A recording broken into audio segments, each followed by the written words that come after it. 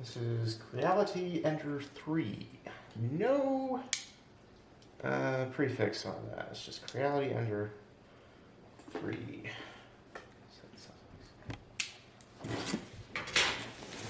It's not the Pro, this is not the V2, this is not the nothing. It's just plain old 3.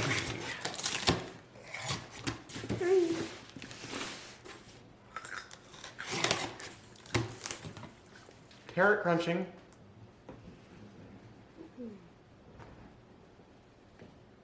What did I do about it? Stop eating carrot. Aww.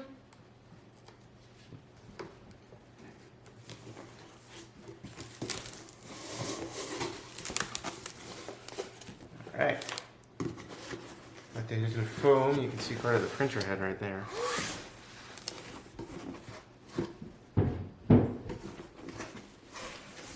My little sister's watching me, I won't be quiet. Nice fitted foam. Ooh. Sit down and be quiet, you two. Quiet in the peanut gallery. Don't ask me what this is. Not talking to you. Stop it. So there's assembly guide. I'm not going to use that.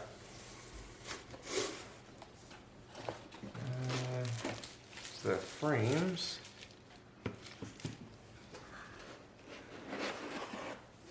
I guess it's part of the bed heater, but here's the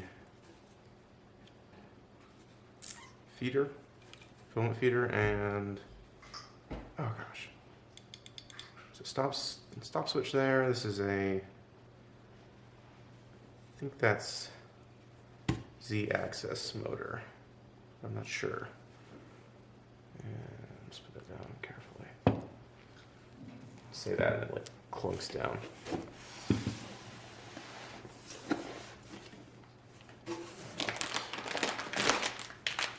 We have the display board. I'll leave that in its anti-static packaging. And let's see.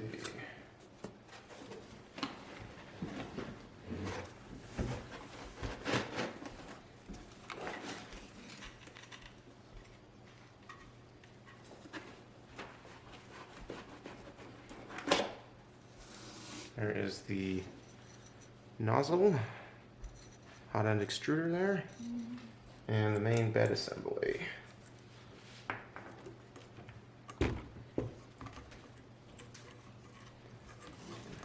Just get all these wires out of the way.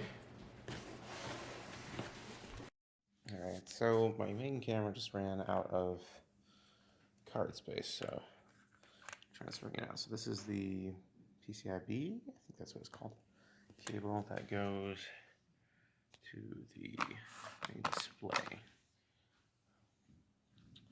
Hotbed cable here, and this is the actual hotbed over here. Make sure the camera can actually see this. Now, supposedly, this is magnetic, which it does appear to be. And we got all these little clips over here. I really probably shouldn't be pulling them off like this.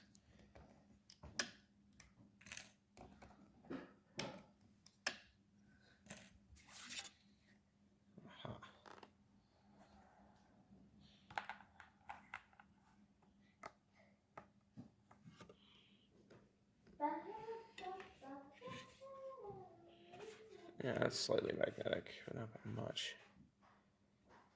I'm not even sure why they'd have it be magnetic if you just have the clips on there. So let's see. Got our stop screw here. I think everything's intact. I have seen some photos and stuff where the some of the cables are actually cut accidentally by the manufacturer. I saw this one cable, it's cut like right around here, almost all the way through the cable here, so double checking all of that.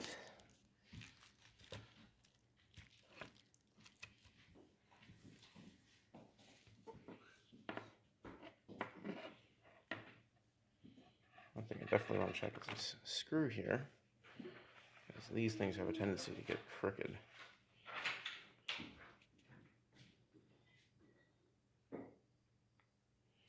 Doesn't seem to be crooked, but it is super greasy, so just put that back in the tube. There.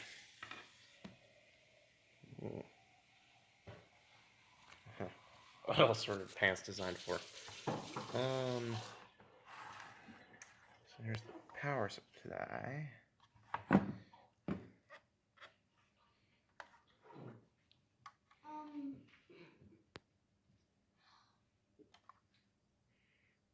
So hopefully that doesn't explode on me or anything.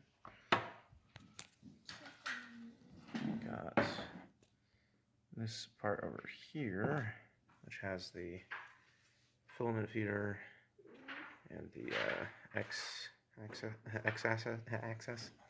motor, I believe, along with a bracket that I think connects to the other side of this, so not sure.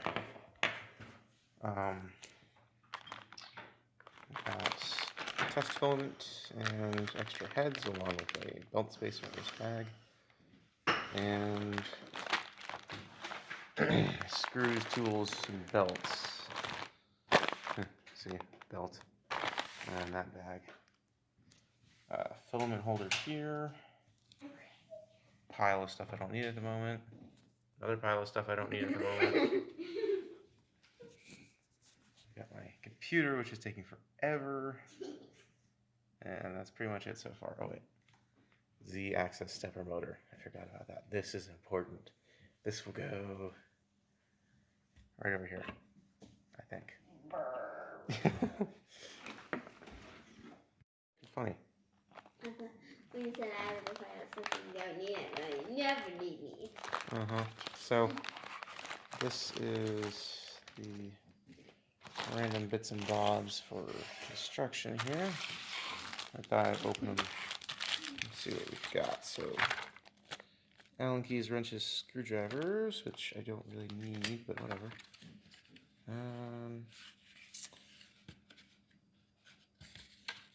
I think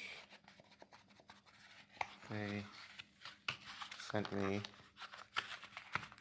pair of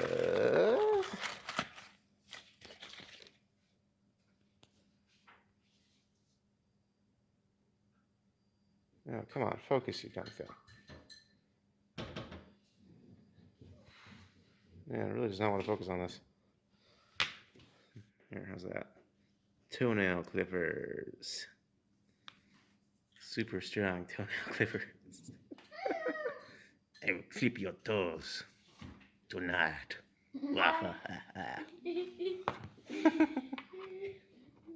Scratch the counter a little bit.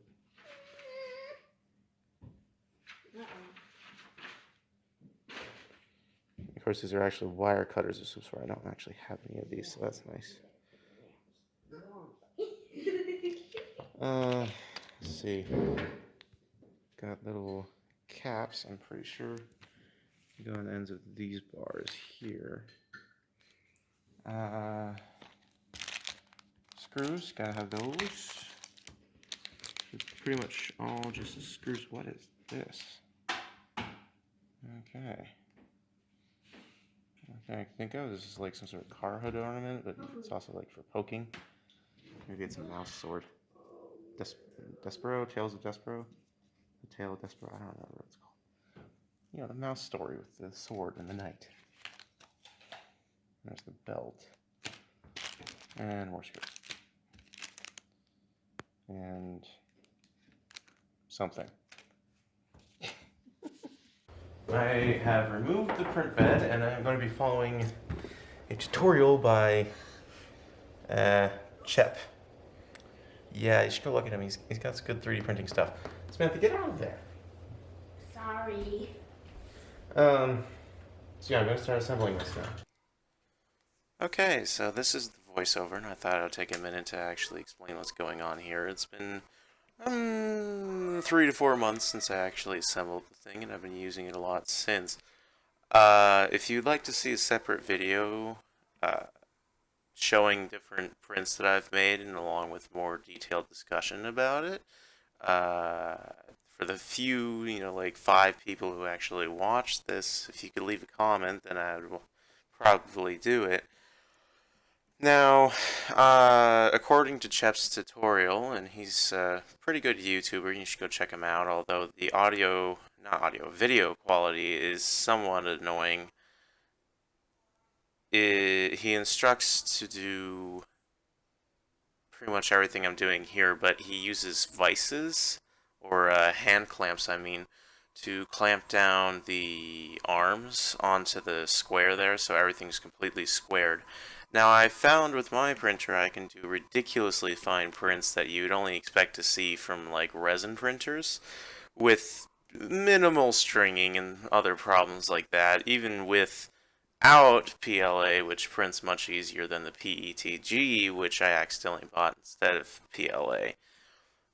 But I think as long as you manage to square everything up properly and get everything set in properly, you should be able to get really good prints off of this printer pretty easily.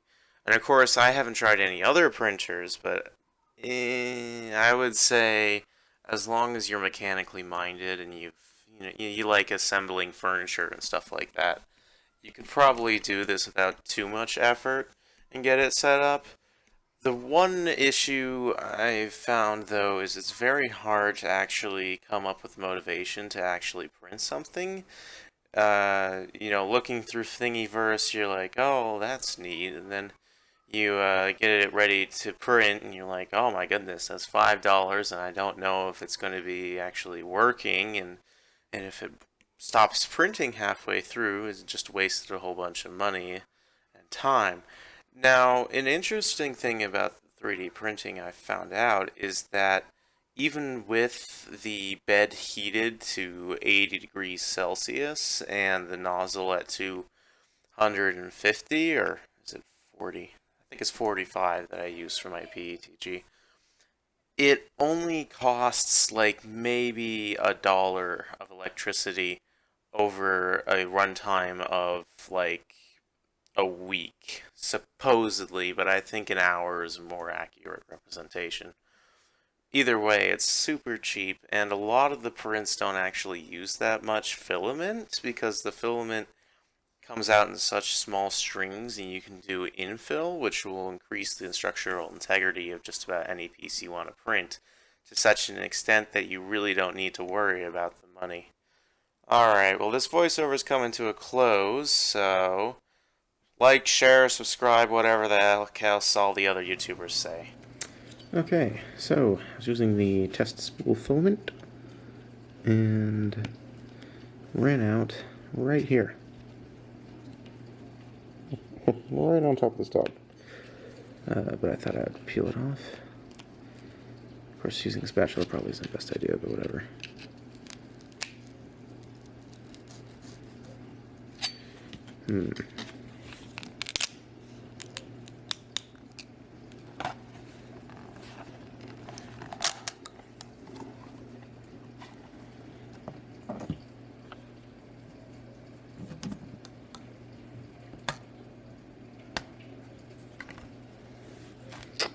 So this test piece here printed a raft, which is kind of annoying, but whatever. It doesn't stick nearly as bad as I thought it would.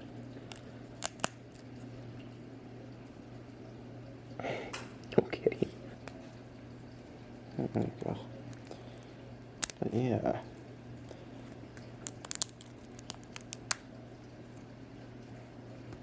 It's just a single 2 or 3 layers right here.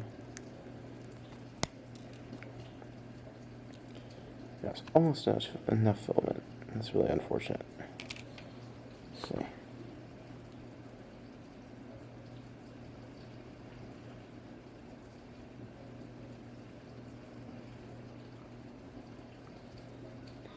Kind of see the infill there. Just did a triangle pattern all the way down.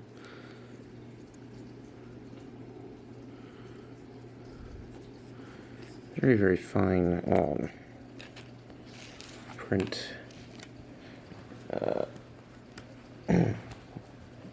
Layer height, I mean, it's a very, very fine layer height.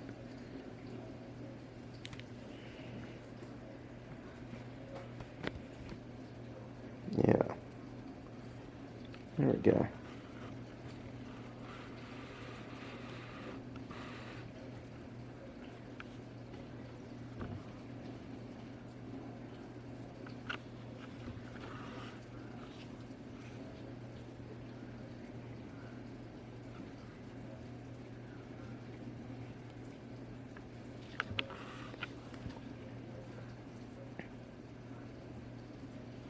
Yeah.